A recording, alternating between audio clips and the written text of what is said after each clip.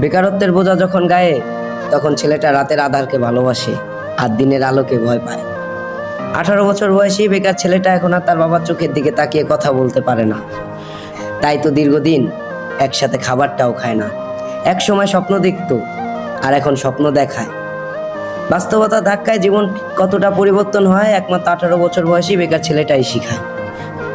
ঘরের বেকার ছেলেটা ঝোল হিসাবে বাবার শরীরে রক্ত পান করে, আর ভাত হিসাবে বাবার শরীরের মাংস চিবায়। হঠাৎ নিজের কাঁধে দায়িত্ব দেখে হতাশায় পড়ে যায়। বসন্তীকালে শারীরিক পরিবর্তন ঘটে, এটা বইয়ের মাধ্যমেই শেখা। তবে জীবন পরিবর্তনের কথা কেন বলা হয়নি? ব্যক্তিগত নিজেকে কেন বুঝতে হয়? কাকেই বা প্রশ্ন করি, কারো কাছে তার উত্তর নাই। তবে তোমরা ছোট যারা রয়েছো, তারা বেকারত্বকে অবহেলা মনে করো না। একটা অবাক করা বিষয় হচ্ছে, আমরা 18 বছর বয়সী ছেলেরা দেখাই যে আমরা ভালো আছি, ভালো থাকি।